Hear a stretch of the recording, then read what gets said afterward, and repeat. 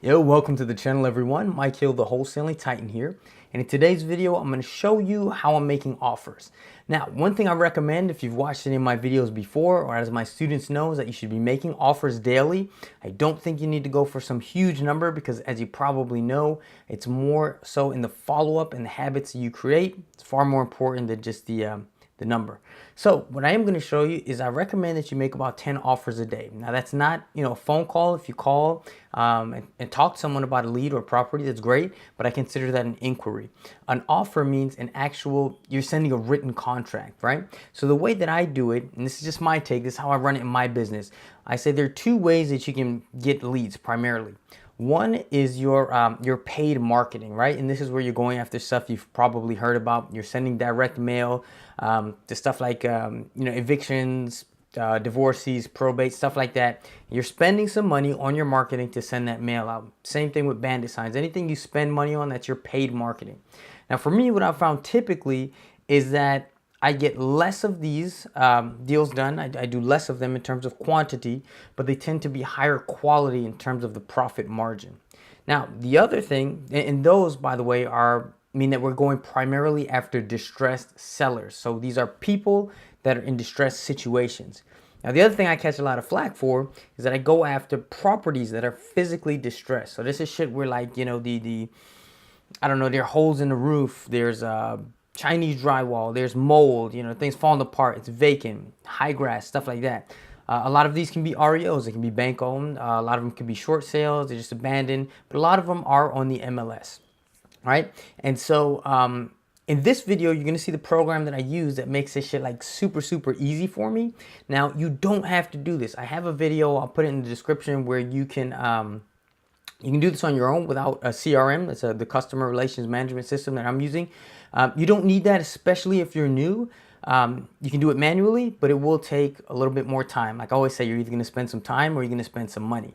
So let's go ahead and jump into this. Oh, also what I was saying before about like the stuff you pay for doesn't come as often maybe, but typically larger profit spreads. This stuff, I tend to do a lot more of these deals, stuff listed on the MLS. Remember, I'm also in Florida. I'm in a very competitive market. There's a lot of demand.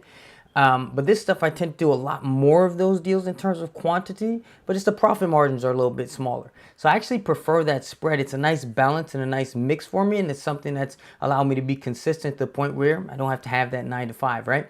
So again, you might do, let's say 3 or 4 of these MLS or distressed property deals, 3 or 4, and they might make, 2,000, 4,000, 5,000, something like that. Then you'll get a call from a distressed seller from your marketing. Boom, that one might be 9, 10, or 11. And then you'll do another 3, 3, 3, and then 9,000, and then boom, boom, boom. It tends to go like that. So check this out. If you want to take a look at the screen with me here, this is a program called REO Facts. Now, this is something that is Florida exclusive. So if you're not in Florida, there are a lot of these things. I recommend this. You'll see why, because it's got so much good shit just like built in there that saves me a ton of time. I really, really do recommend this system. If not, what I was using before this was FreedomSoft. I was very, very pleased with that system. I think REO Facts is a lot more beneficial for me. The only thing that REO Facts does not include are those built-in websites. Something like FreedomSoft includes those, but they're cookie cutter sites. I think they're great for beginners. So if you hand someone your business card, they have a website to go to. You can build your buyers list, stuff like that. In terms of like long-term strategy for SEO and stuff like that, it's probably best to have your own website, maybe something that can be optimized a little bit better. But again, just throwing that out there. Also, I've spoken to other wholesalers, students who use Podio. I'm not familiar with it. I haven't used it, but I've heard very good things. There are also programs out there. One is RealFlow. Haven't used that either, but I do know it's a little bit cheaper. So feel free to look into these. REO Facts if you're in Florida, or even if you're outside of Florida, but you want to do deals in Florida. Highly, highly recommended. I just signed up. I've got an affiliate number with them now, so I'll put that in the link if you want to join. If you use my affiliate, that'd be cool. It basically means that they have different tiers, different levels, so you can purchase, for example, one county. I'm not sure how much that costs. I use the professional plan, which means I have access to all counties in Florida, and the normal price is $229. With my discount code, which is 6609, you get it for $174 a month. And they throw me like 20% of the sale. So that's cool. Also, something else I was thinking of, but I forgot. There are a lot of things in this program that I won't even show in this video because we'll do it by topic. So maybe I'll come back and show some other stuff that's really, really cool. But for now, I just want to show you this is what I'm doing every day. So it's something where like it's just part of my routine. So, my direct mail stuff goes out, but then this is what I'm doing every day, just submitting those 10 and then making those follow-up phone calls that I talk about in some of my other videos, and I'll put the links to those as well. So let's go ahead and jump into this, right? So again, this is REO Facts professional version. And also just really quickly on the CRM tip, some people are like, do you need it? Are you just trying to sell it? Blah, blah, blah. Like I said, a CRM is something you don't need. If 200 bucks a month is a bit much for you right now, then don't get it. Again, I have the video where it shows you how you can do it manually. But eventually, I do think it's something that you should get. The same way I get questions like, do you need an LLC? Well, no, you don't need an LLC to do your first deal, but do I recommend getting it when you can? Absolutely, for various reasons. And so I use the example of like a restaurant. Like, let's say you're just running a restaurant and it's your first one. You can take orders by just paper and pen, and then have a cash drawer. You can run your business like that, fine. But if you want to grow and maybe franchise and open several, well, then it would be helpful for you to get some kind of POS system like a McDonald's, where basically like all the information stored in that touchscreen, that computer screen, and it tells you how much every meal costs, and the customization, everything's just there. And they'll do somewhat of your accounting and tracking and all that stuff for you. Just in the long term, it makes your business more profitable. Remember, same way, can you do deals with no money? Yes, you can do deals with no money. Should you run a business with no money? No. The idea is to do, if you don't have money, do those first couple of deals without it, and take that money, reinvest it back into your business. And then you got to spend some money in your business on marketing, on stuff like this. To grow and make yourself profitable. But in the beginning, you don't need it. So just throwing that out there. I know it's a question I get a lot. All right, so here's the first thing I'm going to do here. I'm going to go to my advanced search. There's a lot of different ways to do this. I actually get leads that come in that I have like an email set up that everything that fits my criteria comes into that box, and I can plug that stuff into this program. But this has also got some cool search features in here. And what I'm actually going to do, and I somewhat apologize, but somewhat makes sense. But basically, like this stuff, there are a couple things in here that kind of exclusive, so I'm just gonna kind of blur that out. But for my students, that'll be in the membership portal, and it'll be completely open, so you can see exactly what I'm doing. And there are a couple like minor tweaks that I kind of want to keep a little bit exclusive. So students, you'll get that. Everyone else, you'll still be able to use this, but I'm not gonna give you my exact stuff. I think that's fair enough. All right, so check this out. For data, you can do public records, for sale, foreclosures. For now, I'm going to do for sale. I shouldn't be saying this because it's the blocked out part, but okay, so the county I want to look at right now, I mean, the first couple criteria are like pretty freaking simple. So wherever you're just looking, if you want to look for probates, this program allows you to do that as well. I like to look at single family, foreclosure, any state, Florida, owner occupied. That's kind of a cool one. I'm going to leave that blank for now.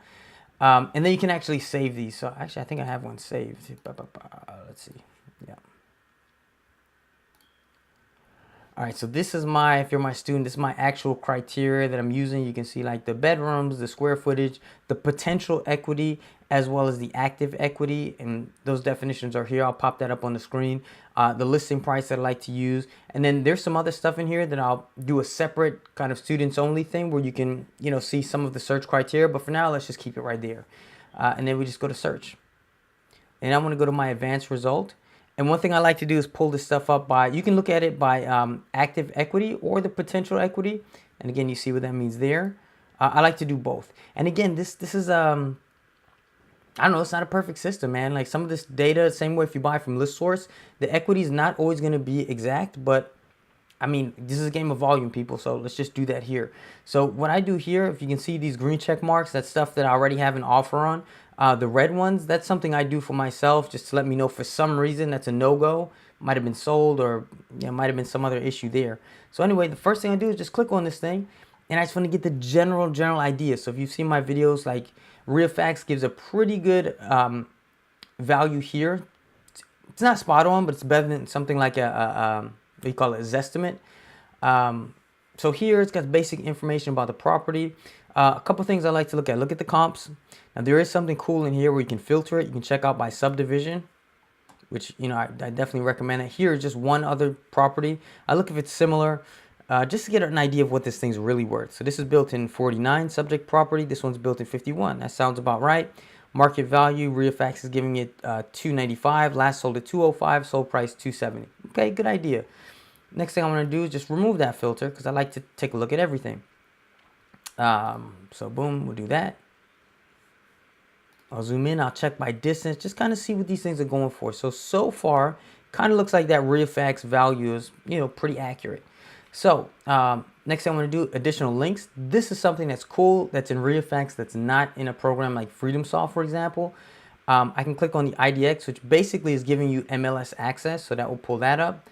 And also, I just can see the listing on Realtor.com. Sometimes it has pictures and stuff. This property didn't have it. Sometimes it does. So here, what I can see is, you know, the actual MLS listing, right? So a lot of times it will say if something's wrong with this thing, you know, if there are problems, if there's issues, anything like that. So here I can see why it's probably underpriced. Remember, we did the search for equity. It's because it's a short sale. The next thing I like is that it shows me the listing agent name here, listing agent's cell phone, and their email. And the cool thing is that when you're ready to place that offer, REO Facts will actually pull that information for you, including the email. So you can just click a button and send the offer. You can, the way I have it set up, I've got all my contracts, and if you're a student, you'll get this. The contracts are pre-filled in with all of my terms, conditions, the pricing and everything. And you'll see how I do it in a minute. But when you click that offer button, basically it auto-fills the contract with all of that information, the offer price, how much you want to put down, your inspection period, you know, any additional terms, any addenda, anything like that. So it pulls all that stuff in, and then it emails it out to the contact because it pulls that email information. So if you can see, I mean, this shit is just super, super valuable. So again, something like this, the only thing I'm trying to decide at this point is basically, could there be a potential deal here? And look, the price is $200. I don't know, it looks like that's probably not an approved price, but if there's potential, I'm gonna move on it. So that's it. Then all I do here is click and add it to my follow-up system. Buying, selling, prospecting. I'm going to click buying. All right. And then I'm going to go back to the results here and then just move to the next one. Okay. 5202. Click on it. I do the same deal. Okay. It looks like it's worth about this much, this much. For sake of the video, I won't even jump into the REO Facts comps, but I do want to look at what's going on in the notes. So I'll check the IDX. If you don't have MLS access, by the way, you can probably just search the property address, and a lot of these MLS notes will come up on somewhere like Zillow. So here we go. Investment property. Property needs repairs, needs new roof, ceiling replacement, bathroom, blah, blah, blah. Garage was converted, and it's a short sale. And this is Sarah. Cool. Something I definitely want to move on. So I'm going to go here. Bang. Buying. And then results. I'll just go into the next one. I already, you know, this is blanked out. By the way, if I'm going a little bit fast, guys, it's 1:58. My daughter gets out of school at 2:05. But I was going to wait, but then, you know, part of my thing, action. Let's say you were in a situation you could only get 2 off. Well, just get those damn 2 done and come back and do the rest later. But I also figured I'd just shoot the video because, you know, I want to show you like how fast this can be. You can take, once you break this thing down to a habit, you can do 10 offers a day in less than 30 minutes probably. The store ran out of my favorite kombucha, but I found a new flavor. Not bad. All right, so where are we at? 548. Okay, Deerfield Beach, it's actually an area I like. 33441. I know this REO Facts value, 528, is inflated. It's probably because it's next to some, you know, some nice properties, but that looks a little bit high to me. So anyway, again, I just want to check out the additional links, kind of see what's going on with this thing. So beautifully updated, 3-bedroom ranch, blah, blah, blah, granite counter, dishwasher. Like for me, that's not something I'm interested in, guys. Like I'm telling you, when you want, when you're getting stuff from the MLS, if it's got beautifully updated granite countertops and all that shit, it's probably, I mean, I could be wrong.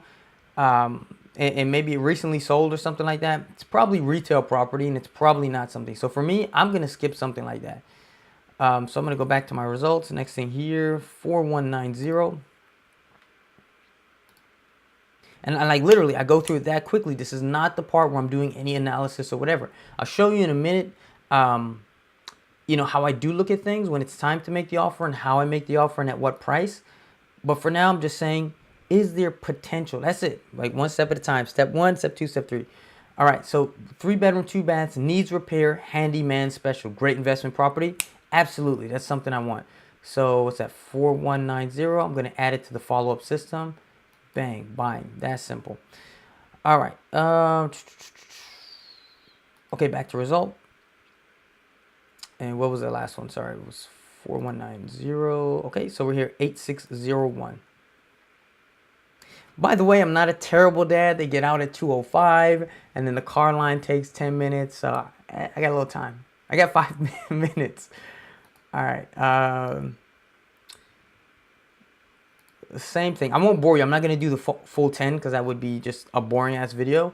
But let's just make this maybe the last one. So as is, single family properties needs lots of repairs, cash buyers only, short sale. I mean, if that's not the perfect, thing, I don't even have to go through pictures, comps, none of that shit for right now. I just need to know, boom, that's a good deal right there, right? Okay, let's do one more. Say 460. Bang. And remember, I'm searching just single family right now. Some of my buyers buy condos and stuff like that, but primarily we're looking for single family. Like I said, there are a lot of different search criteria you can use. This is just the one I'm using for this particular search. Well-kept property in a quiet area. Now, this tells me nothing. I can see it's a short sale, so maybe there is possibility. But let's say something, I'm in REO Facts, and it says, look, the value is 136, and it's for sale for 95. When I look at this well-kept, could it be? Could it not be? I don't know, but just make the offer, man. You got nothing to lose. Worst case, I talked to Betty Paul, and she says, hey, dude, this is not distress. What the hell are you doing submitting this? I say, hey, Betty, I'm sorry. I was just looking at my program. It looked like there might have been some equity built in. Look, I'm an investor. This one doesn't work. What else you got for me? Boom. That's simple, right? So I'm going to go ahead and submit this offer. So another thing that I do is I look for, at this point, I'm familiar with some of the, there are hundreds of listing agents, but I don't want my offers to come off as spam. So if I see the same name and there's a way when we get to follow up, you can sort by the listing agent. I'm not going to send a listing agent the exact same email with the exact same offer, exact same terms on the same day. And there's a way I can break it up so it doesn't look like spammy. You can even schedule your offers and stuff like that within this program, which is cool. 460. Okay, one more. I think I said that last time, but whatever. Pompano Beach. This is good. This is again where you gotta know your market. Pompano Beach 33060. Good place. I have buyers who want there. Pompano Beach 33064. Great place. Tons of buyers there. Pompano Beach 33069. Yeah, a lot of crackheads. Rough area. Some buyers will get some stuff there, but it's tough. You got to get it at a good discount. So it's just another thing that I tell people, do your market research. Do your market research. In time, you don't even have to look at comps. You just know, look, if I get anything in this zip code for 100K, I got Gary, Alex, John, whoever who will buy it. Bang. You don't even need the comps. You just know. But again, that comes in time. So again, calling all investors, fix up and rent out. Bang. That's all I need to know. So Marina, we are going to make an offer on that. Bang. So guys, we're going to have to cut here. I do have to go get Jade. You won't know because I'm going to cut the video. I'll be right back and I'll show you how we make these offers. Okay, so apologies for the interruption there. We're back. So here's what I've got pulled up here. These are the properties we looked at. Remember, we were in results here. Now we're in the follow-up system. Now, the cool thing about REO Facts is every lead you have, every prospect, it follows for you. So if you send an email, if you send an offer, if you get a counter offer, if they email you back, if you make a phone call, etc., it follows it for you, and then you can schedule tasks. So there's a dashboard that'll show you what you have to do and everything. And again, you don't need it. You could do this stuff all by yourself, but I just like when stuff is easy and done for me. So here's what I'm going to do next. I'm going to highlight all of these, and I'm actually going to leave this one out, Stanley Rosen, for I'm actually in touch with him on another property that we're working on from yesterday, so I just want to hold off on that for a sec.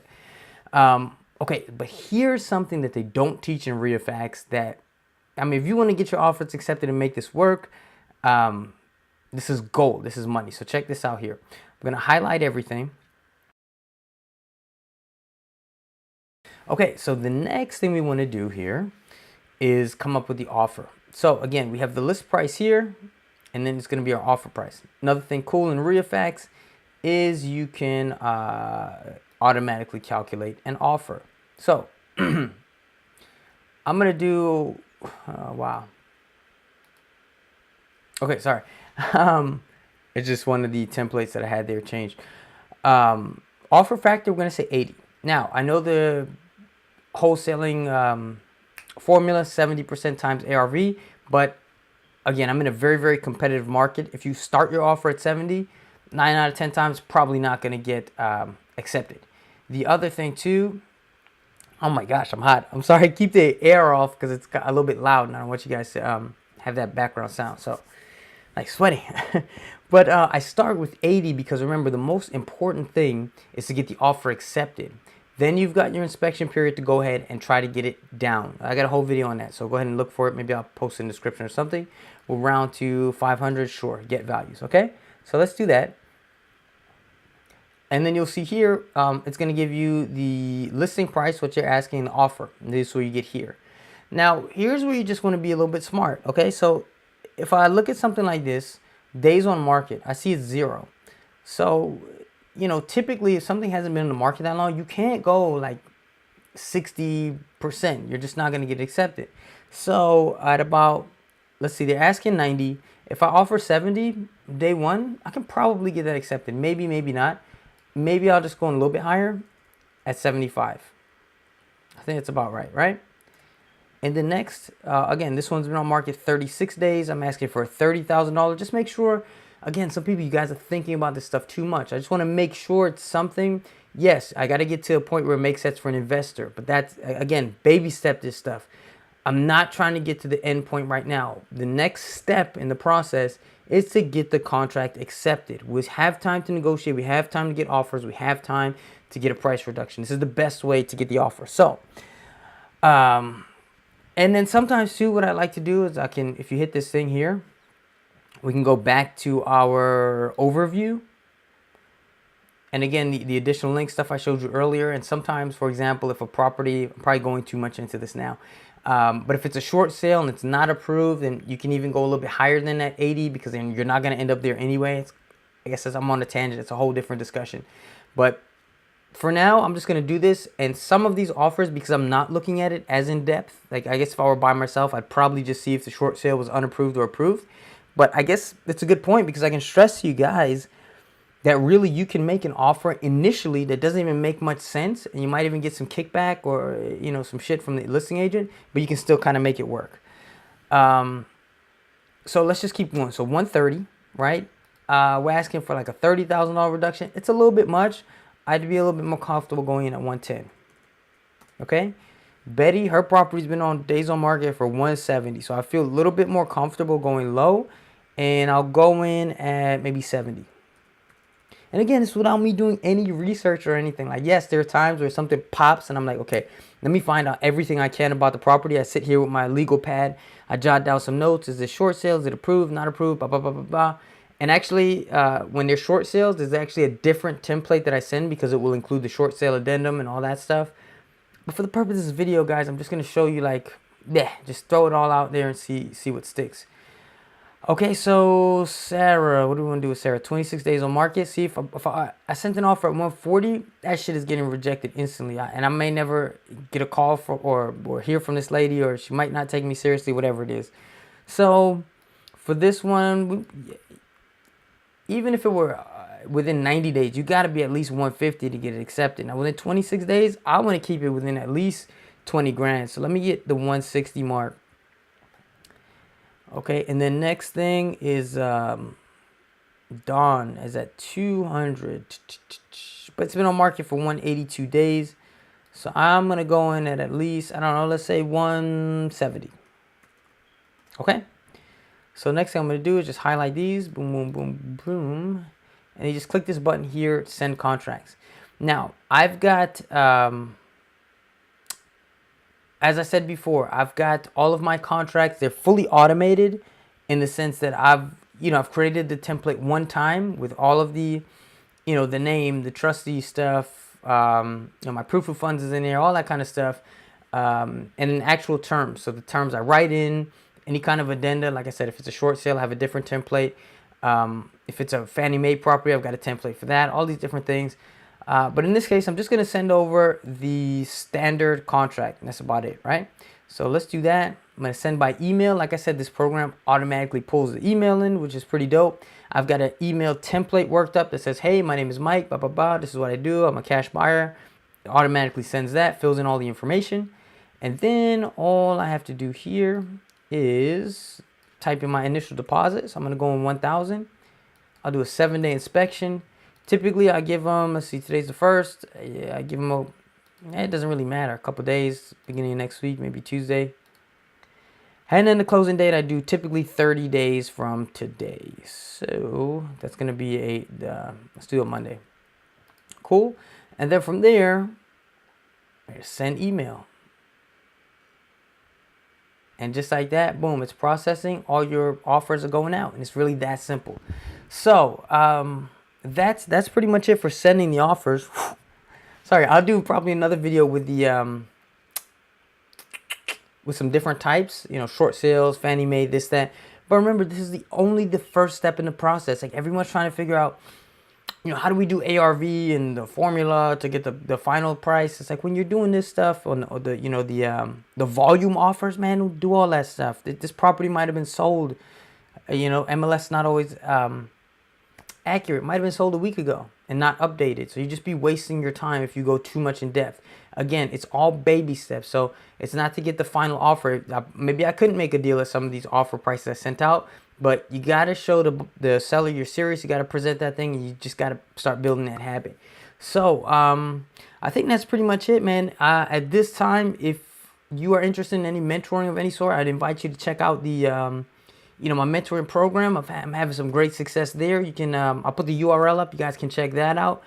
It's good stuff, man. Like, I'm not going to tell you, hey, you're going to be this millionaire overnight. I'm certainly not. I'm far from my financial goals. But, the biggest thing I'm loving now is my freedom. I just got back from a week in South Beach. You want to know why? For no freaking reason. Like, I don't like burnout. There's every now and again I want to just take some time. And I can literally just shoot down to Miami and, spend a day on the beach. I got a little sunburn going on right now, and it's cool. My mentor, I'm not on his level. He's got a 10-year lead on me, but most of the time he's on his boat. He does deals from his freaking yacht. We have our cell phones. I can keep in touch, make calls, agents, give my students the attention they need it. And this stuff obviously doesn't take long. I can work if I choose to during those times. It's March 1st right now. On March 17th, I'm going to be going to Grant Cardone's 10X Growth conference. It's going to be amazing. Grant's going to be there. Uncle G, with some world-renowned speakers. Les Brown is going to be there. Tim Grover, I just finished his book, actually. He's like Michael Jordan, Kobe, Dwayne Wade. Obviously, see, I'm not a huge basketball dude. Dwayne Wade, all these big-name superstars. Coach, and he'll be there. So, I've got that freedom. Come this summer, July, I'm just going to take off to Vegas for a month. Jade stays with her mom for a month in the summer. So, like, why not? So it affords you like this awesome free life. And if it's something you're interested in, I work with students locally and also in all 50 states. I've actually done deals with students outside of the states too. They've done deals here in Florida, but they live outside the states. So give it a look, check it out. I got a money back guarantee. If it's not for you, it's not for you. But if you are new to it, struggling, or just want to take your business to the next level, check me out, and hopefully we do some business together. Until the next video, which I'll follow up with some of this stuff, by the way, maybe go into more details. If you have questions, leave them here. So, I can answer those for you. And if I need to do a follow-up video, I'll do that. But yeah, until then, please subscribe and please check out the new website, which is wholesalingwithmike.com. I'll talk to you guys later. Peace.